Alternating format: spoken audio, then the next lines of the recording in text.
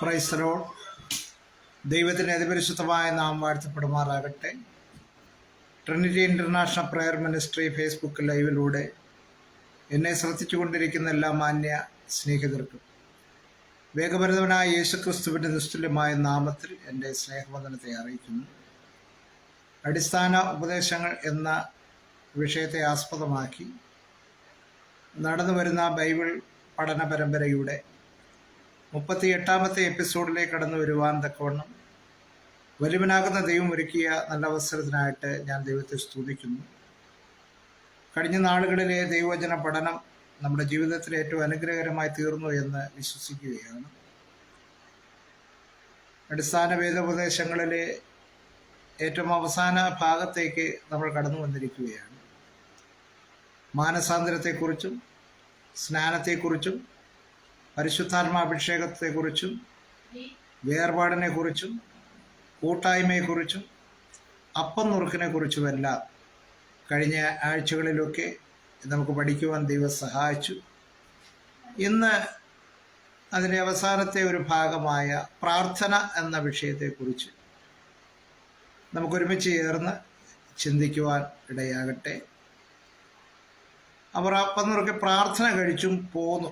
ആദിമസഭയുടെ ഒരു പ്രധാന കാര്യമായിരുന്നു പ്രാർത്ഥന എന്നത്. രക്ഷിക്കപ്പെട്ട ഒരു ദൈവ പൈതൻ്റെ ജീവിതത്തിൽ ഒഴിച്ചുകൂടാൻ വയ്യാത്ത ഒരു കാര്യമാണ് പ്രാർത്ഥന എന്ന് പറയുന്നത്. ഒരു ഭൗതിക മനുഷ്യൻ്റെ ജീവിതം മുന്നോട്ട് കൊണ്ടുപോകുവാൻ ഉച്ഛ്വാസം ചെയ്യുന്നത് എങ്ങനെയാണോ അതുപോലെ തന്നെയാണ് ഒരു ആത്മീയ മനുഷ്യനെ സംബന്ധിച്ചിടത്തോളം ആത്മീയ ജീവിതത്തിലെ ഏറ്റവും വിലപ്പെട്ട ഒന്നാണ് പ്രാർത്ഥന എന്ന് പറയുന്നത്. തെസ്സലോനിക്ക ലേഖനത്തിൽ അപ്പോസ്തലനായ പൗലോസ് പറയുന്നത് നിങ്ങൾ ഇടപെടാതെ പ്രാർത്ഥിപ്പനെന്നാണ്. ഇടപെടാതെ പ്രാർത്ഥിക്കണം. അപ്പോൾ പ്രാർത്ഥനയുടെ മാഹാത്മ്യം നമുക്ക് മനസ്സിലാക്കുവാനായിട്ട് സാധിക്കും. അതുകൊണ്ട് പ്രാർത്ഥനയെക്കുറിച്ച് ദൈവവചനത്തിൽ നിന്ന് ചില കാര്യങ്ങൾ ചിന്തിക്കുവാനായിട്ട് ആഗ്രഹിക്കുകയാണ്. ഒന്നാമതായി, ആര് ദൈവസന്നിധിയിൽ പ്രാർത്ഥിക്കണമെന്നുള്ളത് നമുക്ക് മത്തായി സുവിശേഷം 6-ാമത്തെ അധ്യായം 9-ാമത്തെ വാക്യത്തിൽ കാണുവാനായിട്ട് സാധിക്കും. നിങ്ങൾ ഇവണ്ണം പ്രാർത്ഥിപ്പിൻ, സ്വർഗസ്ഥനായ ഞങ്ങളുടെ പിതാവേ, നിന്റെ നാമം വിശുദ്ധീകരിക്കപ്പെടണം. പ്രാർത്ഥനയെക്കുറിച്ചുള്ള ഒരു മോഡൽ പ്രാർത്ഥന കർത്താവ് കൊടുക്കുമ്പോൾ കർത്താവ് അവരോട് പറയുകയാണ്, ഒരു ദൈവവൈതൽ ഉച്ചരിക്കേണ്ടതായ കാര്യം, നിങ്ങൾ ഇവണ്ണം പ്രാർത്ഥിപ്പിൻ, സ്വർഗസ്ഥനായ ഞങ്ങളുടെ പിതാവേ എന്ന് പറഞ്ഞാൽ, ഒരുവൻ ദൈവത്തോട് പ്രാർത്ഥിക്കണമെന്നുണ്ടെങ്കിൽ അല്ലെങ്കിൽ ദൈവത്തോട് അപേക്ഷിക്കണമെന്നുണ്ടെങ്കിൽ ഒരു പിതൃപുത്ര ബന്ധത്തിൽ അവനായിത്തീരണം. ഒരു പിതൃപുത്ര ബന്ധത്തിലായി തീരാത്തവൻ്റെ പ്രാർത്ഥന ഒന്നും ദൈവം കേട്ടു എന്ന് വരികയില്ല. യോഹന്നാന്റെ സുവിശേഷം 8-ാം അധ്യായം പഠിക്കുമ്പോൾ നമുക്കവിടെ കാണുവാനായിട്ട് സാധിക്കുന്നത്, പിറവിയിലെ കുരുടനായ ഒരു മനുഷ്യനെ കുറിച്ച് പറയുന്നത്, ആ മനുഷ്യൻ പറയുന്നൊരു വാചകമുണ്ട്, പാപികളുടെ പ്രാർത്ഥന ദൈവം കേൾക്കുന്നില്ല. അതായത് പാപത്തിൽ ജനിച്ച് പാപത്തിൽ ജീവിച്ച് അങ്ങനെ തന്നെ ജീവിതം മുന്നോട്ട് തുടരുവാൻ ആഗ്രഹിക്കുന്ന ഒരു വ്യക്തിയുടെയും പ്രാർത്ഥന ദൈവം കേൾക്കുന്നില്ല. എന്നാൽ അവൻ പാപത്തെ വിട്ടുതിരിഞ്ഞ് ഒരു ദൈവവൈതലായി മാറുമ്പോൾ അവൻ്റെ പ്രാർത്ഥന ദൈവം കേൾക്കുന്നു. അതുകൊണ്ടാണ് കർത്താവ് പ്രാർത്ഥന പഠിപ്പിച്ചപ്പോൾ പറഞ്ഞത്, നിങ്ങൾ ഇവണ്ണം പ്രാർത്ഥിപ്പിൻ, സ്വർഗസ്ഥനായ ഞങ്ങളുടെ പിതാവേ. അപ്പൊ പിതൃപുത്ര ബന്ധത്തിലായിത്തീർന്നവർ ദൈവത്തോട് പ്രാർത്ഥിക്കണമെന്നാണ് ദൈവം ആഗ്രഹിക്കുന്നത്. രണ്ടാമതായി, നമുക്ക് 1 യോഹന്നാന്റെ ലേഖനം 5-ാമത്തെ അധ്യായം അതിൻ്റെ 14-ാമത്തെ വാക്യം വായിക്കും. 1 യോഹന്നാന്റെ ലേഖനം 5-ാമത്തെ അധ്യായം അതിൻ്റെ 14-ാമത്തെ വാക്യം.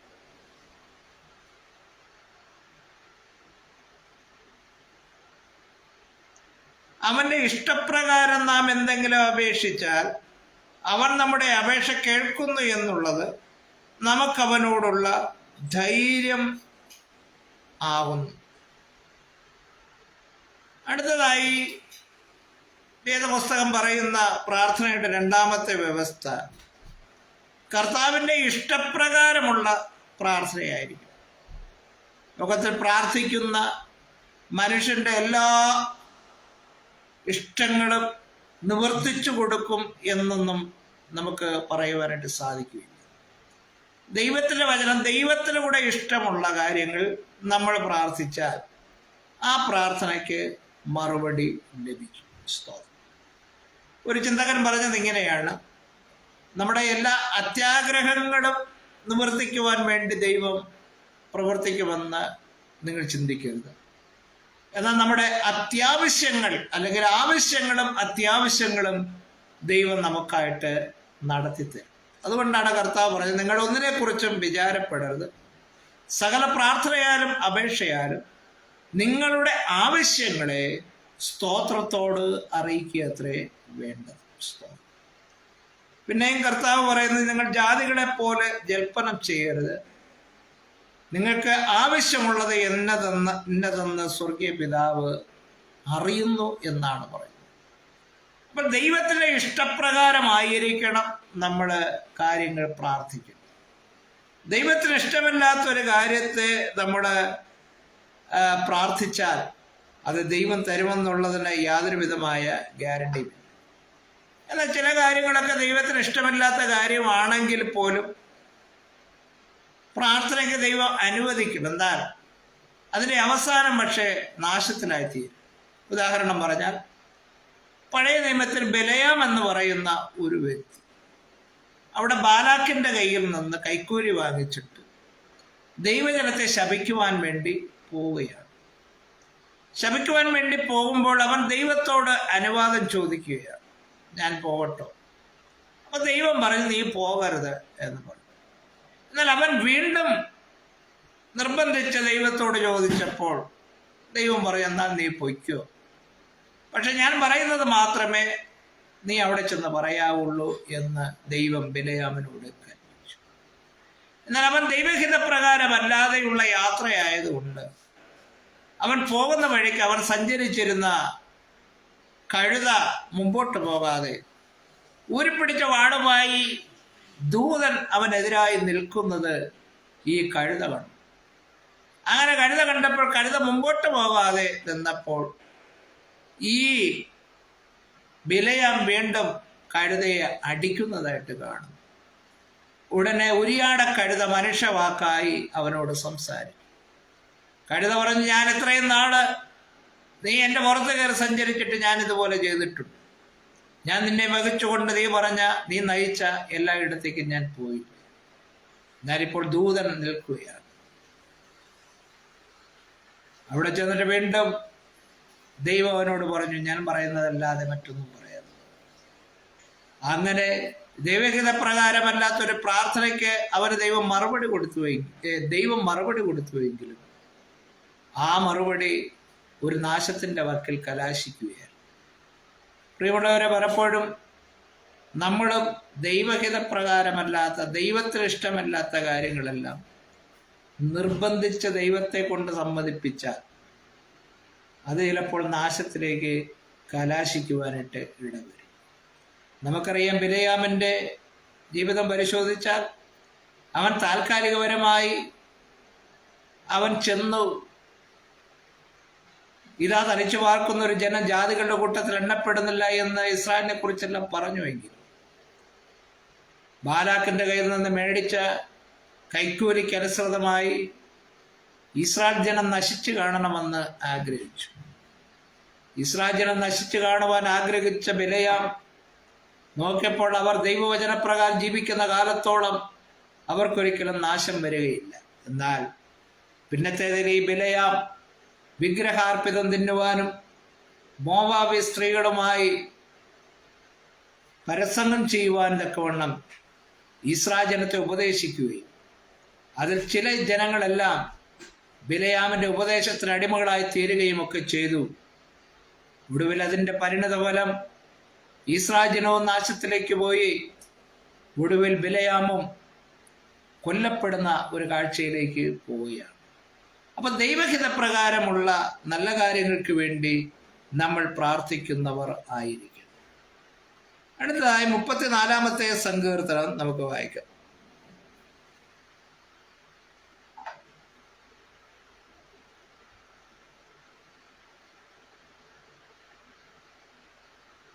മുപ്പത്തിനാലാമത്തെ സങ്കീർത്തനം അതിൻ്റെ 18-ാമത്തെ വാക്യം. ഹൃദയം നുറുങ്ങിയവർക്ക് യഹോവ സമീപസ്ഥൻ, മനസ്സ് തകർന്നവരെ അവൻ രക്ഷിക്കുന്നു. അപ്പോൾ പിതൃപുത്ര ബന്ധത്തോടുള്ള ബന്ധത്തിൽ നമുക്ക് ദൈവത്തോട് പ്രാർത്ഥിക്കണം. 2, ദൈവഹിതപ്രകാരം പ്രാർത്ഥിക്കണം. 3, ഇവിടെ പറയുന്ന ഹൃദയം നുറുക്കത്തോടുകൂടെ, ഹൃദയം നുറുങ്ങിയവർക്ക് യഹോവ സമീപസ്ഥൻ, മനസ്സ് തകർന്നവരെ അവൻ രക്ഷിക്കും. ഹൃദയ നുറുക്കത്തോടുകൂടെ നമ്മൾ ദൈവസന്നിധിയിൽ പ്രാർത്ഥിക്കുന്നവരായിരിക്കും.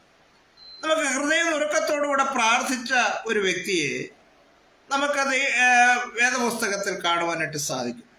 അത് 1 ശമൂവേലിന്റെ പുസ്തകം 1-ാമത്തെ അധ്യായം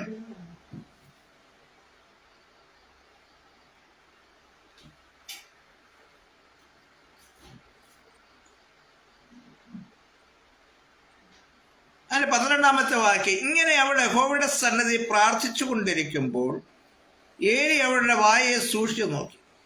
ഹന്ന ഹൃദയം കൊണ്ട് സംസാരിച്ചതിനാൽ അവളുടെ അതരം അനങ്ങിയതല്ലാതെ ശബ്ദം കേൾപ്പാനില്ല.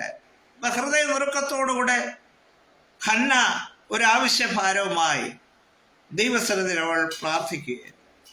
ആ ശബ്ദം കേൾപ്പാനില്ല.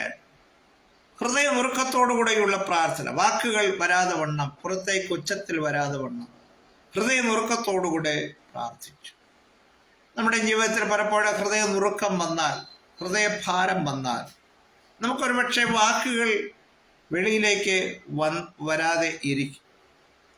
ആകയാൽ അവൾക്ക് ലഹരി പിടിച്ചിരിക്കുന്നു എന്ന് ഏലിക്ക് തോന്നിപ്പോയി. അപ്പോൾ ഇവളുടെ ആ അതരം മാത്രം ചലിച്ചുകൊണ്ടിരിക്കുന്നു, ശബ്ദമൊന്നും കേൾക്കാനും. അപ്പോൾ ഏലി വിചാരിച്ചു ഇവളെന്തോ ലഹരി വസ്തു കഴിച്ച് ലഹരി പിടിച്ചിരിക്കുന്നു എന്ന് പറഞ്ഞു. ഏലി അവളോട് നീ എത്രത്തോളം ലഹരി പിടിച്ചിരിക്കുന്നു, നിന്റെ വീഞ്ഞിറങ്ങട്ടെ എന്ന് പറഞ്ഞു. അതിന് ഹന്ന ഉത്തരം പറഞ്ഞത്, അങ്ങനെയല്ല യജമാനനെ, ഞാൻ മനോവ്യസനമുള്ള ഒരു സ്ത്രീ, ഞാൻ വീഞ്ഞോ മദ്യമോ കുടിച്ചിട്ടില്ല. യഹോവയുടെ സന്നിധിയിൽ എൻ്റെ ഹൃദയം പകരുകയത്രേ ചെയ്തു. ഇതാ ഹന്ന ദൈവസന്നിധിയിൽ ഹൃദയ നുറുക്കത്തോടുകൂടെ പ്രാർത്ഥിക്കുകയാണ്. അവൾ പറയുകയാണ്, എൻ്റെ ഹൃദയം പകരുകയത്രേ ചെയ്തു. അടുത്ത് പിന്നെ പറയാം, അടിയനെ ഒരു നീച സ്ത്രീയായി വിചാരിക്കരുത്, അടിയൻ സങ്കടത്തിൻ്റെ വ്യസനത്തിൻ്റെയും ആധിക്യം കൊണ്ടാകുന്നു സംസാരിച്ചു. സങ്കടത്തിൻ്റെയും വ്യസനത്തിൻ്റെയും ആധിക്യം ഹന്നായിലുണ്ടായപ്പോൾ അവൾ ദൈവസന്നിധിയിൽ ഹൃദയ നുറുക്കത്തോടുകൂടെ പ്രാർത്ഥിച്ചു. ഉടനെ അതിന് ഏലി സമാധാനത്തോടെ പൊയ്ക്കൊള്ളുക, ഇസ്രായേലിന്റെ ദൈവത്തോട് നീ കഴിച്ച അപേക്ഷ അവൻ നിനക്ക് നൽകുമാറാകട്ടെ എന്ന് ഉത്തരം പറഞ്ഞു. ഇപ്പോൾ ഏലിക്ക് കാര്യം പിടികിട്ടി. ഏലി ഹന്നായോട് പറയുകയാണ്, നീ സമാധാനത്തോടുകൂടെ പോയിക്കൊള്ളുക. അപ്പൊ ഇന്നലെ വരെ ഹൃദയ നുറുക്കത്തോടുകൂടെ ദൈവസന്നിധിയിൽ പ്രാർത്ഥിച്ചു. ദൈവം പ്രാർത്ഥന കേട്ടു. ഇതാ പുരോഹിതൻ അവിടെ അനുഗ്രഹിച്ചയക്കുന്നു, നീ സമാധാനത്തോടുകൂടെ പോയിക്കൊള്ളുക. ഹൃദയ നുറുക്കത്തോടുകൂടെ നാം ദൈവസന്നിധിയിൽ കഴിക്കുന്ന ഒരു പ്രാർത്ഥന ദൈവസന്നിധിയിലെത്തുമ്പോൾ നമ്മുടെ ജീവിതത്തിൽ ദൈവികപരമായ സമാധാനം കടന്നു വരുവാനായിട്ട് ഇടയായിത്തീരും. എന്നിട്ട് പറയുകയാണ്, നീ കഴിച്ച അപേക്ഷ നിനക്ക് നൽകുമാറാകട്ടെ എന്ന് ഉത്തരം പറഞ്ഞു. അടിയനെ തൃക്കണ്ണിൽ കൃപ ലഭിക്കുമാറാകട്ടെ എന്ന് പറഞ്ഞ സ്ത്രീ തൻ്റെ വഴിക്ക് പോയി ഭക്ഷണം കഴിച്ചു. അവളുടെ മുഖം വാടിയതുമില്ല. അനന്തരം അവൻ അധികാലത്ത് എഴുന്നേറ്റ് യഹോവയുടെ സന്നിധിയിൽ നമസ്കരിച്ച ശേഷം രാമൻ തങ്ങളുടെ വീട്ടിൽ. എന്നാൽ എൽക്കാന തന്റെ ഭാര്യയായ ഹന്നയെ പരിഗ്രഹിച്ചു. യഹോവ അവളെ ഓർത്തു. 1 ആണ്ട് കഴിഞ്ഞിട്ട് ഹന്ന ഗർഭം ധരിച്ചു, ഒരു മകനെ പ്രസവിച്ചു. ഞാൻ അവനെ യഹോവയോട് അപേക്ഷിച്ചു വാങ്ങി എന്ന് പറഞ്ഞ് അവന് ശമൂവേൽ എന്ന് പേരിട്ടു. നോക്കുക, അപ്പോൾ ദൈവസന്നിധി ഹൃദയ നുറുക്കത്തോടുകൂടെ ഈ ഹന്ന പ്രാർത്ഥിച്ചപ്പോൾ ഹന്നായുടെ പ്രാർത്ഥന കേട്ടിട്ട് ദൈവം ഈതാ ഹന്നായ്ക്കൊരു തലമുറയെ നൽകി. അവർ ദൈവത്തിനോട് അപേക്ഷിച്ചു വാങ്ങി എന്ന് പറഞ്ഞ് യഹോവ അവന് ശമൂവേൽ എന്ന് പേരിട്ടു. നോക്കുക, ഹൃദയനുറുക്കത്തോടുകൂടെ പ്രാർത്ഥിച്ച ഹന്നയുടെ പ്രാർത്ഥനയ്ക്ക് മറുപടി ലഭിച്ചു. ഞാൻ നിങ്ങളുടെ എല്ലാ പ്രാർത്ഥനയ്ക്ക് മറുപടി ലഭിക്കണമെന്നുള്ള ആഗ്രഹത്തോടുകൂടെ പ്രാർത്ഥിക്കുന്നുവെന്നുണ്ടെങ്കിൽ ചില കാര്യങ്ങൾ നമ്മുടെ ജീവിതത്തിൽ പ്രാവർത്തികമാക്കേണ്ടത് അത്യാവശ്യമാണ്. ഒന്നാമതായി, പ്രാർത്ഥന കേൾക്കേണ്ടതിന് വേണ്ടി നമ്മൾ ദൈവവുമായിട്ട് ഒരു പിതൃപുത്ര ബന്ധത്തിൽ ആയിത്തീരണം.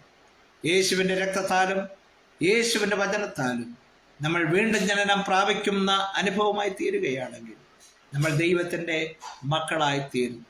യോഹന്നാന്റെ സുവിശേഷത്തിൽ പറയുന്നു, അവനെ കൈക്കൊണ്ട് അവന്റെ നാമത്തിൽ വിശ്വസിക്കുന്ന ഏവർക്കും ദൈവ മക്കളായി തീരുവാൻ അവൻ അധികാരം കൊടുത്തു. അപ്പൊ ദൈവത്തിന്റെ മക്കളായി തീരണമെങ്കിൽ ഒരേ ഒരു കാര്യം ചെയ്താൽ മതി.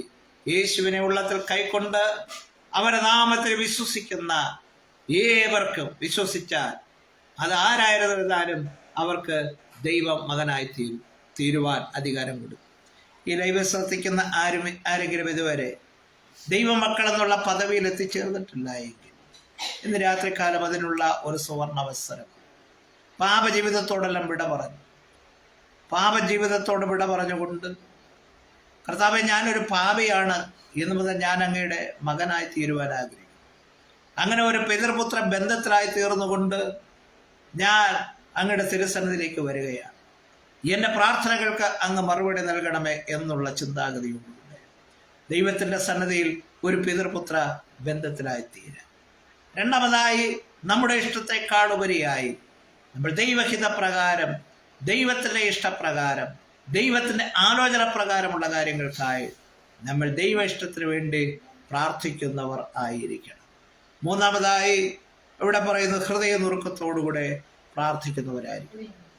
തകർന്നു നുറുകി മരിക്കുന്ന ഹൃദയത്തെ ഒരിക്കലും ദൈവം നിരസിക്കാതെ, ഹല്ലേലൂയ, പ്രാർത്ഥനകൾക്കെല്ലാം ദൈവം മറുപടി നൽകുവാനായിട്ട് ഇടയായിത്തീരും. സ്തോത്രം, ഹല്ലേലൂയ. 51-ാമത്തെ സങ്കീർത്തനം അതിൻ്റെ 17-ാം വാക്യം കൂടെ വായിക്കുന്നു. സ്തോത്രം, ഹല്ലേലൂയ.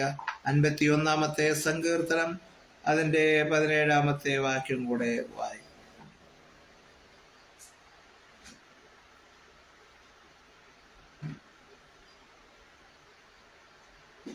ദൈവത്തിൻ്റെ ഹനനയാഗങ്ങൾ, തകർന്നിരിക്കുന്ന മനസ്സ്, തകർന്നു നുറുങ്ങിയിരിക്കുന്ന ഹൃദയത്തെ ദൈവമേ നീ നിരസിക്കുകയില്ല. അവിടെ ദാവീദ് ദൈവത്തിൻ്റെ സന്നിധിയിൽ പറയുന്നത് ഇതാണ്: ദൈവത്തിൻ്റെ ഹനനയാഗം, ദൈവം ഇച്ഛിക്കുന്ന ഒരു യാഗം എന്ന് പറയുന്നത് തകർന്നു നുറുങ്ങിയിരിക്കുന്ന ഹൃദയമാണ്. ഏത് മനുഷ്യന്റെ ഹൃദയം തകർന്നിരിക്കുന്നു, ഹല്ലേലൂയ, ആ ഹൃദയത്തെ നിരസിക്കാത്തവനാണ് ദൈവം. ദാവീദിന്റെ ജീവിതത്തിൽ ഉണ്ടായതായ ഒരു വീഴ്ചയുടെ സമയത്ത്, ജീവിതത്തിൽ ഉണ്ടായ, ഹല്ലേലൂയ, ഒരു വലിയ പാപത്തിന്റെ ചെളിക്കുഴിയിൽ ദാവീദ് വീണപ്പോൾ അവൻ പാപത്തെ ഓർത്ത് അനുതപിച്ച് ദൈവത്തിന്റെ സന്നിധി ഹൃദയനുറുക്കത്തോടുകൂടെ പ്രാർത്ഥിച്ചിട്ട് താൻ സങ്കീർത്തനത്തിൽ ഇപ്രകാരം എഴുതി വച്ചിരിക്കുകയാണ്: തകർന്നു നുറുങ്ങിയിരിക്കുന്ന ഹൃദയത്തെ ദൈവമേ നീ നിരസിക്കുകയില്ല. കാരണം ആ തകർന്നു നുറുങ്ങിയിരിക്കുന്ന ഹൃദയമാണ് ദൈവത്തിന് ഏറ്റവും പ്രസാദമുള്ള ഒരു യാഗം എന്ന് പറയുന്നത്. സ്തോത്രം, ഹല്ലേലൂയ, സ്തോത്രം, ഹല്ലേലൂയ. നമ്മുടെ മനസ്സ് പുതുക്കി രൂപാന്തരപ്പെട്ടുകൊണ്ട് തകർച്ചയുള്ള ഹൃദയത്തോടുകൂടെ ദൈവത്തിൻ്റെ സന്നിധിയിലായിരിക്കുന്ന ഓരോ ദൈവ പൈതലിനെ അവൻ്റെ ഹൃദയ തകർച്ചകളെ മാറ്റി, ഹല്ലേലൂയ, അവൻ്റെ ഹൃദയ തകർച്ചകളെ, തകർന്നു നുറുകി മരിക്കുന്ന ഹൃദയത്തെ നിരസിക്കാതെ അവൻ്റെതായ അപേക്ഷകൾക്ക് മറുപടി നൽകുന്നവനാണ് നമ്മുടെ ദൈവം. ഹല്ലേലൂയ. ഒരു വിശ്വാസിയുടെ ജീവിതത്തിൽ ഏറ്റവും അതിപ്രധാനമായ കാര്യം പ്രാർത്ഥന എന്നുള്ളതാണ്. ഇന്ന് രാത്രികാലം എത്ര പേർക്ക് ദൈവസന്നിധിയെ പ്രാർത്ഥിക്കുവാനായിട്ട് സാധിക്കും? ഒരു ഹൃദയനുറുക്കത്തോടുകൂടെ നിങ്ങൾക്ക് ദൈവസന്നിധിയെ പ്രാർത്ഥിക്കുവാനായിട്ട് സാധിക്കുന്നു. അത് ഏതൊരു വിഷയമായിക്കൊള്ളട്ടെ, ഹൃദയനുറുക്കത്തോടുകൂടെ ഇന്ന് രാത്രികാലം നിങ്ങൾ പ്രാർത്ഥിക്കുന്നുവെങ്കിൽ തീർച്ചയായിട്ടും നിങ്ങളുടെ പ്രാർത്ഥനകൾക്ക് ദൈവം മറുപടി നൽകും. ഹല്ലേലൂയ. ദൈവം മറുപടി നൽകി കഴിയുമ്പോൾ നിങ്ങളുടെ ജീവിതത്തിലെ ഭാരങ്ങൾ മാറുകയാണ്, നിങ്ങളുടെ ജീവിതത്തിലെ ദുഃഖങ്ങൾ മാറുകയാണ്. ജീവിതത്തിലെ പ്രത്യാശയും വിടുതലും പ്രാപിച്ചുകൊണ്ട് ഏറിയ സന്തോഷത്തോടുകൂടെ നിങ്ങൾക്ക് ജീവിക്കുവാനായിട്ട് സാധിക്കും. അതിനായി ദൈവം നിങ്ങളെ സഹായിക്കട്ടെ എന്ന് പ്രാർത്ഥിച്ചുകൊണ്ട് ഞാൻ എൻ്റെ വാക്കുകൾക്ക് വിരാമം കുറിക്കുന്നു. ഈ വിഷയത്തെ സംബന്ധിച്ചുള്ള മറ്റു കാര്യങ്ങൾ ദൈവം അനുവദിച്ചാൽ അടുത്ത ആഴ്ചയിൽ ഇതേ സമയത്ത് നിങ്ങളോട് സംസാരിക്കുന്നതായിരിക്കും. ദൈവമായ കർത്താവ് ഇന്ന് രാത്രികാലം എന്നെ സഹായിക്കട്ടെ. ഒരു നിമിഷം നിങ്ങൾക്കായി പ്രാർത്ഥിക്കുവാനായിട്ട് ആഗ്രഹിക്കുന്നു. നിങ്ങൾ രോഗികളാണെങ്കിൽ ഹാലലൂയ എന്നോട് ചേർന്ന് നിങ്ങളും പ്രാർത്ഥിക്കുക. നിങ്ങളുടെ രോഗക്കിടക്കയിലേക്ക് കർത്താവ് കടന്നു വരികയാണ്. ഹാലലൂയ മറ്റേതെങ്കിലും വിഷയത്താൽ ഭാരപ്പെട്ടായിരുന്നെങ്കിൽ എന്നോട് ചേർന്ന് നിങ്ങൾ പ്രാർത്ഥിക്കുക. ദൈവം നിങ്ങൾക്കായി അത്ഭുതം പ്രവർത്തിക്കാൻ പോവുകയാണ്. ഇന്ന് രാത്രികാലം നിങ്ങൾ വിശ്വസിക്കുക. കർത്താവ് നിങ്ങളുടെ ജീവിതത്തിൽ അത്ഭുതം ചെയ്യാൻ പോവുകയാണ്. Hallelujah, hallelujah. Praise the Lord, praise the Lord, praise the Lord, praise the Lord. കരുണാസമ്പന്നം നിത്യനീതിമാനുമായ സ്വർഗീയ നല്ല പിതാവേ, അനുഗ്രഹീതമായ നല്ല രാത്രികാല സമയത്തിനായി സ്തുതിക്കുന്നു. അടിസ്ഥാന ഉപദേശങ്ങൾ എന്നുള്ള വിഷയത്തിൽ പ്രാർത്ഥനയെക്കുറിച്ച് ഇന്ന് രാത്രികാലം പ്രിയപ്പെട്ടവരോട് സംസാരിക്കുവാനിടയായി ഈ ലൈവിൽ ജോയിൻ ചെയ്ത പ്രിയപ്പെട്ടവർക്കായ സ്തോത്രം. പ്രിയപ്പെട്ടവരെ കർത്താവിടെ അനുഗ്രഹിച്ചാട്ടെ. ഹാലലൂയ. സിനിബാബു സ്വസ്ഥമായി പ്രാർത്ഥിക്കുന്നു. അതിനായിരിക്കുന്നിടത്ത് സൂക്ഷിക്കണം. കർത്താവെ, എൻ്റെ ദേശത്ത് ഹാലലൂയ ജോലിയോടുള്ള ബന്ധത്തിലായിരിക്കുന്നുണ്ട്.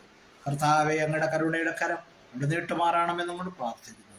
മേരിക്കുട്ടി ആൻറ്റിക്കായി പ്രാർത്ഥിക്കുന്നു. കർത്താവിടെ അനുഗ്രഹിക്കുമാറാണമേ. കുടുംബമായി മാനിക്കണം, അനുഗ്രഹിക്കണമെന്ന് നമ്മൾ പ്രാർത്ഥിക്കുന്നു. ദൈവിക ശക്തിയാൽ നിറച്ചവിടുന്ന് വഴി നടത്തി സഹായിച്ചാട്ടെ.